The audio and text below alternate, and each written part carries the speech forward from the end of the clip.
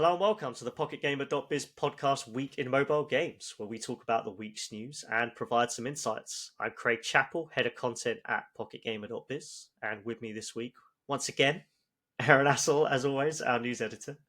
Thanks for joining the show, Aaron. How have you been? Yeah, not too bad, thank you. My hay fever's been getting pretty bad the past week or so. That's probably the most exciting thing going on in my life right now. But other than that, yeah, doing all right. Not too eventful this week. I've been sort of forced into playing a lot of Pokemon Pocket. Forced? Because, DNA are making me do it against my will. So there's an event going on to get like a full art rare Rayquaza card, whether you know that one from like Ruby and Sapphire days. Don't know that one. It was the mascot of Emerald, which was like the third version. But yeah, basically you have to win like 50 battles in May to get the card, which is quite a lot. And I'm up to like 30 something now. Is that a lot? Well, I suppose it depends how much. Like, I usually just go on to open some packs and then close the game again. So actually having to commit to playing So you have the to game. engage properly with the game. Yeah. So yeah, gradually working through those. I've got quite a few shiny cards recently though, so I feel like I'm kind of being rewarded for putting the time in. Yeah, that's kind of it for me, really. What about you? You're taking a break from all the partying, you know? Yeah, just playing on my phone like a sensible person. As for myself, I've been playing Clair Obscur, Expedition 33, and I must say it's an excellent game. I'm absolutely loving it. I was trying to explain it to someone earlier, very poorly, why I liked it, without spoilers. And I stumbled my way to, the normal things that people probably say. Visually, it's a stunning game. It's just a very different look and feel to it. The story, I'm sure it's going to go off the deep end very quickly, but I am really enjoying it. I think it all comes together very well, and thematically throughout the game, the kind of the backgrounds, the history, the world building all comes together really nicely. Lots of interesting, kind of shocking moments. The characters I feel like are really well done. The voice acting is excellent as well. I have to say, sometimes it's hit and miss in some games, but actually this is brilliant. Although characters speaking like, I don't know if there's a French language version of this game. They speak just like in like full on like thick British accents, and I'm like, but then occasionally they'll say, I don't actually know if it's a French swear word, so I guess I won't say it.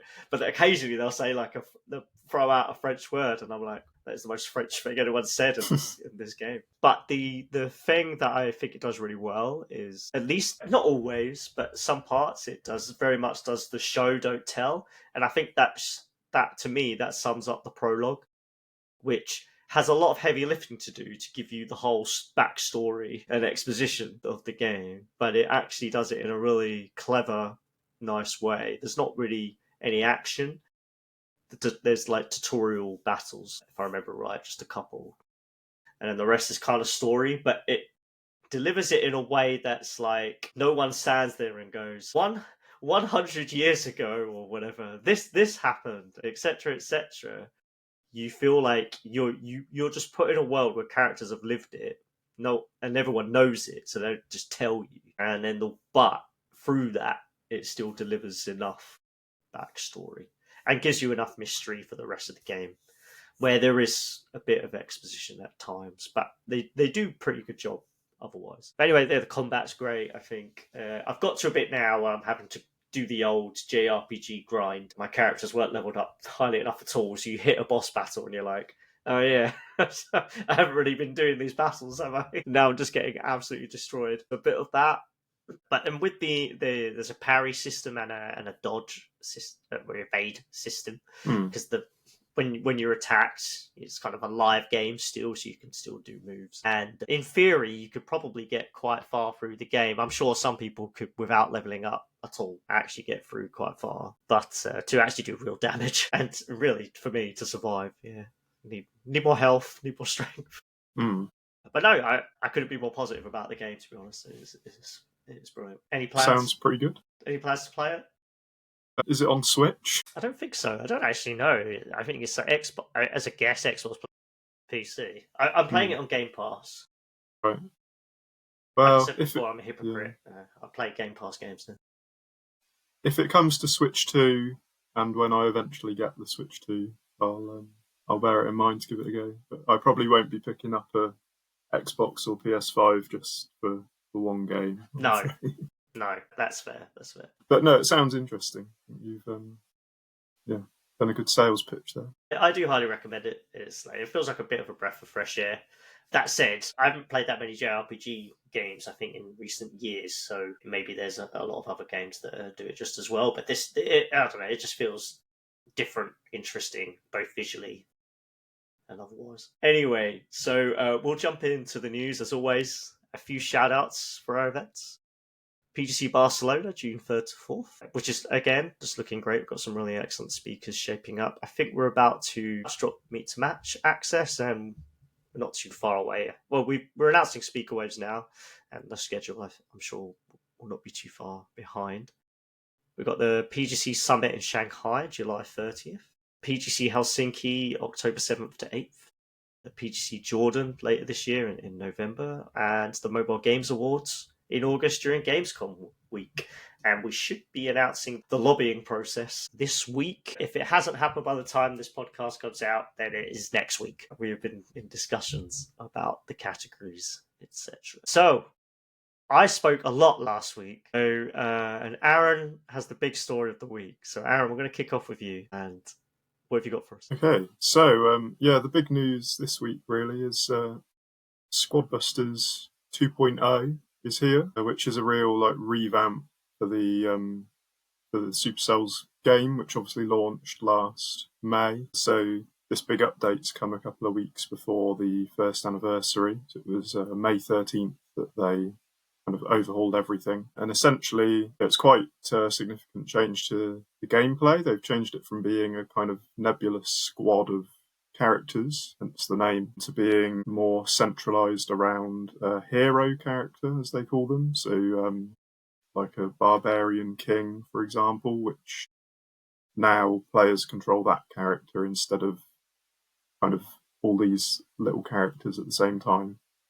And the rest of the squad, which are called squaddies, follow the hero character around, and basically you can lose your squaddies, but you can't lose your hero, otherwise it's game over for you. So I kind of got a bit of an early look at this 2.0 and spoke a bit with some of the Supercell teams. It was head of marketing Rob Lowe and the head of Squadbusters, Jonathan Rowlands, who was formerly the head of studio at Space 8, which obviously got acquired by Supercell. So yeah, it was quite interesting hearing. So apparently this change was in the works before Rowlands kind of made the move to Supercell, but he's been around since the prototyping phase, which was January time. And the Squadbusters team have been trying to come up with ideas to really revamp things and make more of the game, because obviously it wasn't the biggest success in the world since, I think that's very polite. Yeah. I mean, most studios would like a 100 million game, but then most also don't have a massive celebrity campaign. These small but probably very expensive team, Supercell expectations and community, etc. Yes, indeed.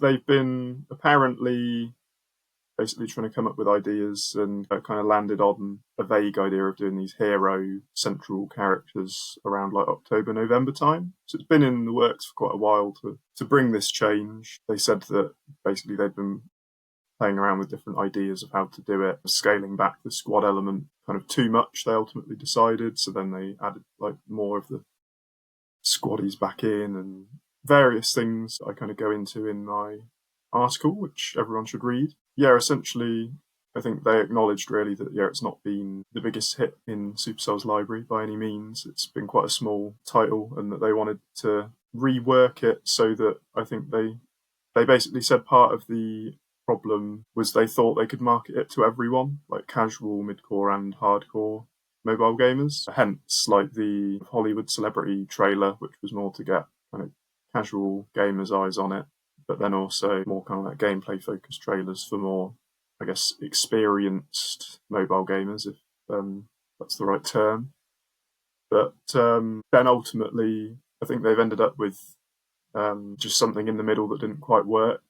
and that maybe had a bit too much complexity at times for the really casual people, but not enough kind of upfront decision making before the battles for more kind of strategic preferring players.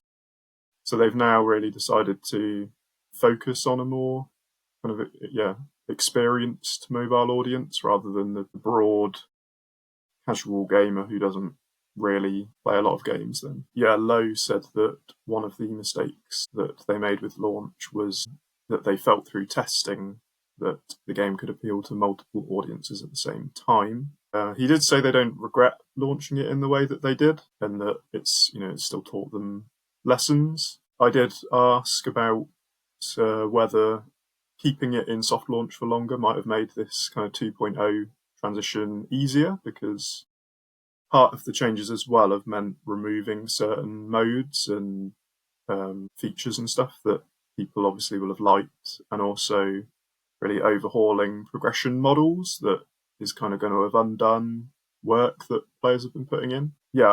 To me at least, I would be less annoyed if I were heavily invested in the game if you knew it was still in soft launch. I guess you're more open to changes, whereas a year after global launch, that would probably be a bit annoying. And so they acknowledged that there is some anguish from players and said that they don't like removing things, but when they do, it's for the right reasons, apparently. Did they give these players like some form of compensation? They said that players will get like hero points and various items depending on like how much they progressed in the different areas. But I still think even if it were quite a wide-reaching soft launch, to me, I would be less annoyed to have. It would still be annoying, but you'd kind of accept, well, it's not the full launch yet. It's kind of the deal, right? Like early access, like things are going to change. You might not invest as much into it.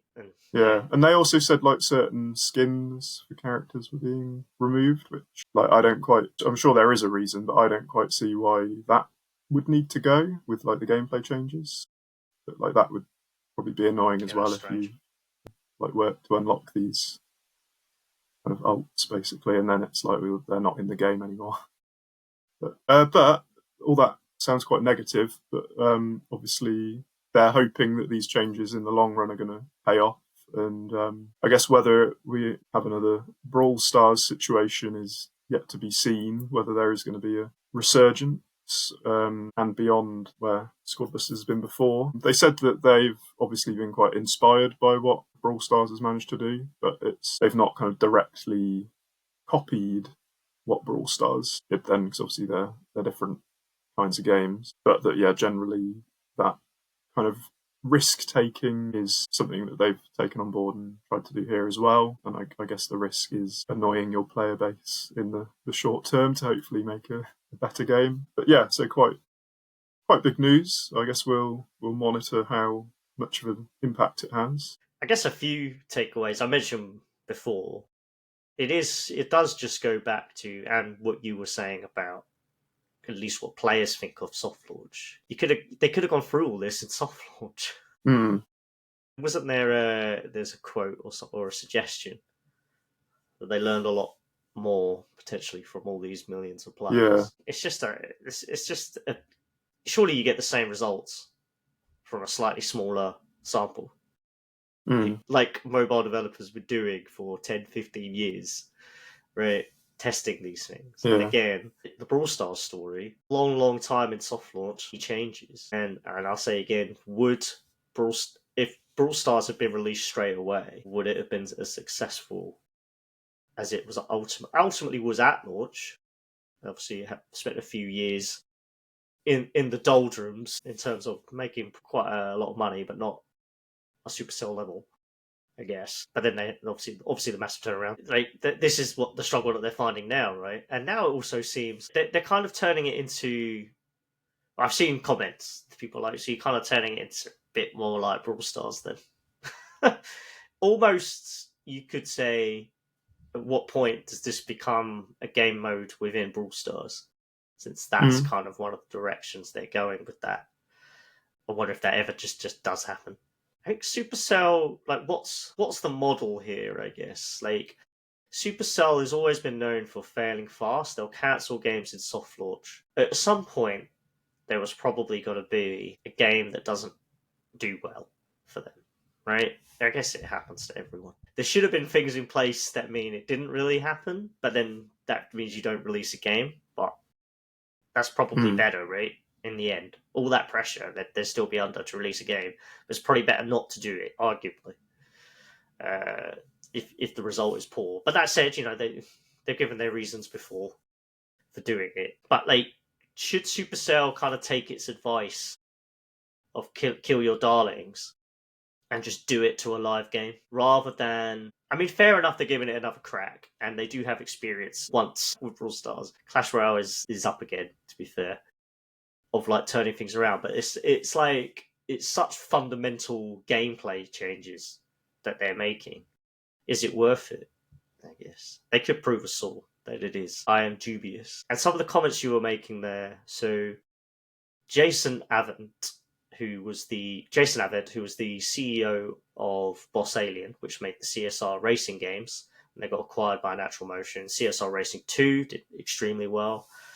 CSR Racing 3 is currently in soft launch. So it is called...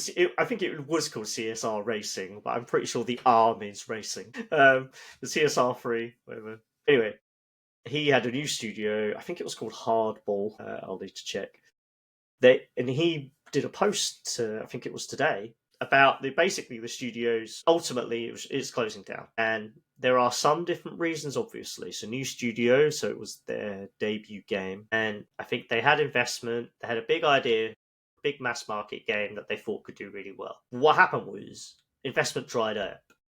So this is where it links a bit more to Squadbusters. Investment dried up, and so they pivoted and they decided to have the same game, release it on PC, but for a more niche audience. And ultimately, that didn't work, so they've closed the studio. Basically, I feel like that what you were explaining from the interview is kind of the same issue.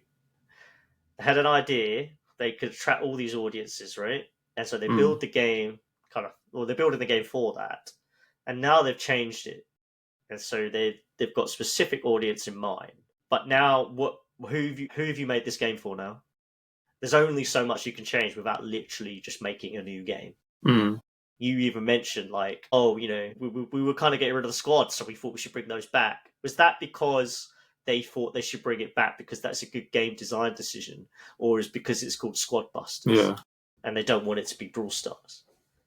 So, like, who are they making? Like, have they just lost the audience now, and it doesn't make sense anymore? I guess is my takeaway. It is very negative, and again, there's a lot of smart people at Supercell, and they have proven. But the model can't be we'll do Brawl Stars every time, because that is Ilka said himself. He's never seen anything like it. The game had a massive turnaround. So that is, you can't replicate that all the time, no matter how good you are. It might happen again, but they do say lightning doesn't strike twice. So yeah, I'm not that confident with respect to the team of the future of this game. I think it could become their first canned game.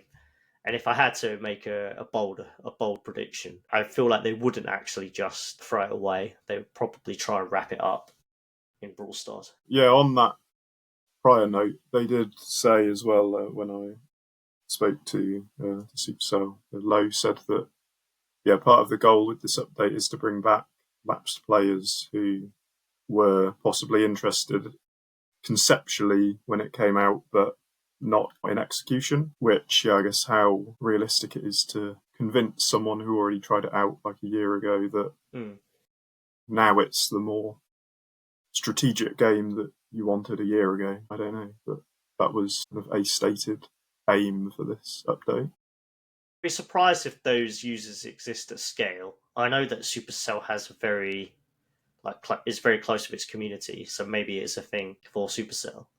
But I can't imagine there's like 1 million, 2 million users that are like, I like this conceptually, I'll come back. I don't know. I think it's just a lot more expensive UA to get these people back, and it probably won't be a big celebrity marketing campaign. Yeah. Be more targeted this time. Yeah. Good luck to them. Any more on that, Aaron? I guess on a arguably more positive note, you're saying it could be the first like global Supercell game to close or be on a more eradicated. positive note, yeah.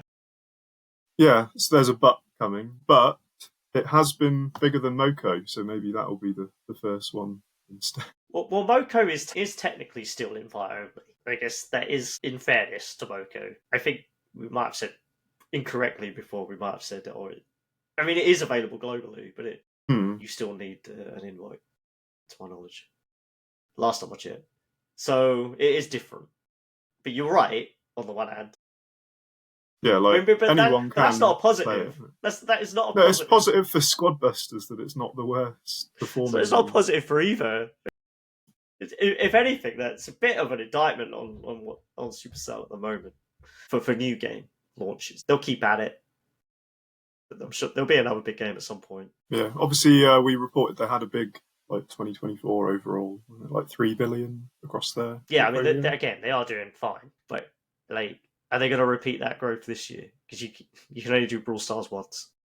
Like by the end of this year, does it stay as a decline again? And ultimately, Supercell is absolutely doing okay. Like I say, just what comes next? That's the real challenge that they've faced for many years since Brawl Stars, since its recovery. And I don't think they have an answer, even though they're trying very hard to find one. Right, we'll move on to the next story. So one of the biggest stories this week is, of course, the US-China trade war is basically on pause for 90 days. So they've agreed that they're going to reduce US levies to 30% from Wednesday, May 14th. So we're recording this on Thursday, so that's yesterday. And China tariffs on US goods will fall to 10%. The reduction applied to the reciprocal tariffs and not the fentanyl tariffs. There's so many different types. So I think, if I'm right, I don't have this in front of me. I think what that means is I think the fentanyl tariffs are at 20% and the baseline for Trump's tariffs are 10%. So, and they're not reciprocal in any way, shape, or form, even though that's what they're branded as. So in total, it is now 30%. So was it all worth it? Was the economic turmoil, which we kind of passed like the decline, but like the damage is already done, right? People's investments are still down, etc. So was it all worth it? Absolutely not. And seemingly, from what I've seen, like there was no conditions on this 90-day pause. So it wasn't like China was like, we'll do this, that. It was just like America pretty worried about the damage the announcement and these tariffs have done to, I think, their own economy in the US. Like from this, it doesn't do really the core two things that the Trump administration said they wanted, which is to increase manufacturing and potentially jobs within the US, and to raise more money through tariffs so they can lower income tax. If that ever happens. This is the same government that gave tax breaks to the rich in the last. I guess there's not too much more to say. A 90-day pause, we'll see what happens, whether at the end of it there's a deal that'll probably end up being like the UK deal, right? Which was, well, here's a couple things and there you go, we'll shut up about it now. Great, thank you. I mean, we're still worse off than we were before, but like, we didn't even have a trade deficit, I don't think, with the US in the UK. So calling it reciprocal again is mind-blowing. Or if there was, it certainly wasn't 10%. I guess it's good news for like hardware manufacturers, Apple, which again, what was the story? They spent like $2 billion, was it, to airship iPhones from India to the US because they were worried. And now that colossal effort also, they must be thinking like, what the hell? Although I think there are still tariffs on India. I can't remember now. But like, they must be thinking, what's the point? What is the point in any of this? Yeah, it could all go horribly wrong within 90 days for sure. But I have this feeling that the Trump admin keeps kind of kicking things down the road. It announces like something massive, and then it kind of kicks the can way down the road. We're still waiting for the TikTok deal in the US. I imagine that will happen, but it's yet to happen. I'm sure it'll be a key part of these negotiations for some reason. But yeah, good news for Switch as well. And overall, to be honest, no one wants a trade war. And so, well, I guess some people do in the US for good or bad reasons. But ultimately, trade wars are bad, and this is good news. We'll see what happens. Can't wait to report on it next week. Any thoughts, Aaron? Mainly that it's just hard to keep up. Like by the time this podcast goes out, this might be out of date commentary. It's a real worry, right? And then it comes shortly after the film thing. There's like 100% tax on non-American made films, I think it was, but there's no detail. What does that mean? I covered that, like the other week. That, does that mean if something's kind of Hollywood studios kind of producing it, but it's filmed in like New Zealand, like I think Minecraft movie was, was that made in America or made in New Zealand? Like, how does that count? Or, it was just a very ambiguous it's so statement, bizarre, really, wasn't it? The whole thing. I know that I think the idea is ultimately to revive some of Hollywood's fortunes. But how do I word this carefully? It's not very, for a Conservative Party, it doesn't seem like a very capitalist response. So surely what you do is you compete in a capitalist market, which is ultimately they have to give some form of tax breaks to Hollywood, not like punish competitors for trying to be competitive. Yeah. Obviously, in the UK, one of the things that we do here is we have pretty generous tax breaks, to my knowledge, for film production. That's how we've kind of got a lot of films to be made in the UK. A few, I don't know. I'm not a film reporter. That's just what I've read. And why not just compete properly? And also make sure you've got all the ecosystem. I guess they have these things, the ecosystem, the facilities, etc., the expertise to compete properly. Otherwise, you're just shoehorning competition to say, like, actually, no, films should just be done here no matter what. It's like, that's not how it works. Well, in theory, that's not how it works. But people sure are trying to make it that way. Anyway, the other thing was, like, you did the article about how it impacts like game made films. You just talked about Minecraft and what's to stop it. Games is a bigger industry. What's to stop that happening with games? So suddenly there's a big 100% tariff on games developed outside of the US. And also, by the way, US does generous tax breaks in various states for games, so I'd be interested to see if they did that. I'm getting way ahead of myself, complaining about something that hasn't happened. But I'm intrigued. Like, if it happens to film, why not games?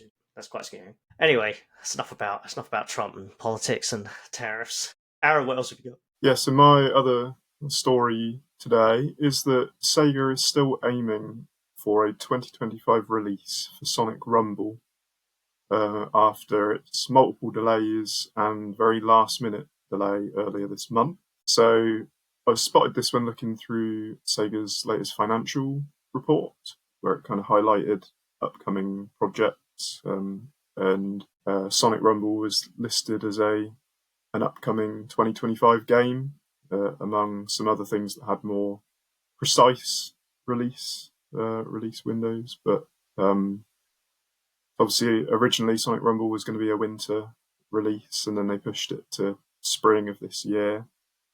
And then they did give it a kind of global release date for early May. I think it was the 8th of May it was going to release. And then I think it was the 1st when they then announced that they're going to delay it indefinitely at that time. So yeah, it was really quite a mystery at that point, like how long is this going to be delayed for? Again, obviously a week before it was expected to release, and they were in the middle of what was going to be the final event for soft launch players, like a crossover event, and then that was supposed to end as the global launch happened. But yeah, then they pushed it back and said that they're going to fundamentally reshape the game. And as I say, just saying, we're delaying it indefinitely, it was very much, when is this game going to happen? When are we going to hear about it again? But yeah, as I say, I guess slightly positive news that at least according to the financials, it's still planned for this year, and that is 2025 as in the actual year, not the next fiscal year. By the end of December, I guess they're hoping to get the game out. So yeah, that's my little bit of good news, I suppose, in a way. I think it was just an astonishing decision to have the release date, and then wow, a week before, just be like, actually, no. Yeah. Like that's mental to me that you could get that close. Mm. Like, what was the data that they saw in the soft launch? And I'm in the Discord community as well. But what was the data that they saw that was like, firstly, we're confident we can release this game. We feel good about it. Here's a release date. And then get that close. And then just say, no, we need to do a lot of work. And not just delay it a little bit indefinitely.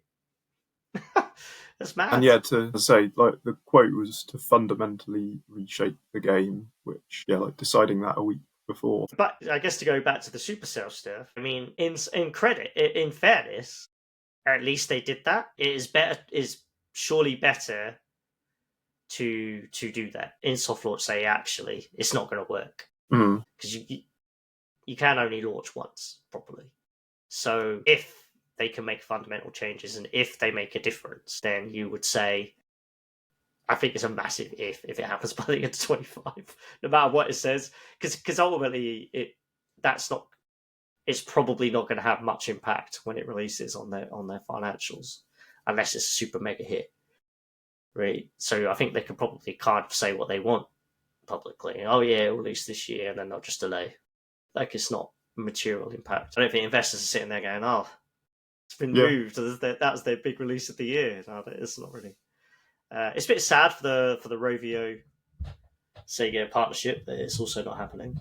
So I don't think it's a very good look for that at the moment. But again, like, as I say, better to do it and just find either, as they do, redevelop it, or just find a new project basically that will work to carry on with. But yeah, it's a very odd one. Because yeah, I guess as well, kind of an example where that worked, I think, isn't it? Wuthering Waves kind of got reworked a lot. I know it wasn't like a week before launch, but they sort of went back to the drawing board and reworked the story and changed quite a lot. And then that kind of paid off because it became a pretty big thing last year. I think, yeah, and again, that's why you do testing and soft launch, to see these major issues, really. So again, credit to them. But it's just slightly different from that, and slightly different from Supercell, in that you're confident enough to, firstly, because they did it in phases, right? It's in soft launch. And then, I don't remember if at the same time, but I think it was later, I'm not sure. Then they announced like a vague release window. It was like the spring or something. Yeah. Actually, it was winter, wasn't it? Well, yeah, so it was winter, and then they delayed it to spring. And then a specific day. So it's it's a problem of their own making now, sort of marketing PR wise. And then you get so close, and it just gets canned. It's probably not great for the community though, because they probably feel a bit lied to. Yeah, well, because like they did a big pre-registration campaign as well, with like various rewards based on the pre-registration numbers. Oh yeah, the special. What was the event though? What was the character? They did a whole, like, wasn't it the 30 days building up to launch? They had a special character. Yeah, they did a crossover with a couple of IPs. It was is it like Super Monkey Ball Rumble? Yeah, or something. It's just like tough to do that again, potentially. Yeah, very. So they were obviously very confident. I wish I was in the room. Like, what was the moment? What was the thing that was like, we can't do this, guys. It's gonna flop. Yeah. Really interesting. Right, final couple fairly quick stories. So we talked at length before about the App Store Epic ruling. I won't go on another 20-minute. Don't know. TED talk about that, but we did say about getting some comment from lawyers. So we asked Futura Digital, who did kindly write us. It's on the website now. They did kindly write us an article. Basically, a lot of it is about the build-up, the background to the Epic Games versus Apple case, which obviously, just reiterate a little bit, a US judge ruled a lot of things, but effectively that Apple was acting anti-competitively, and they must now allow link outs to alternative payments directly, which they couldn't do before. And Apple got a very, what's the word? A big slap. I don't want to say slap on the wrist. It was a big smackdown is what they got. And potentially criminal proceedings from one of their executives. That's a very, very serious stuff. So we asked Futura,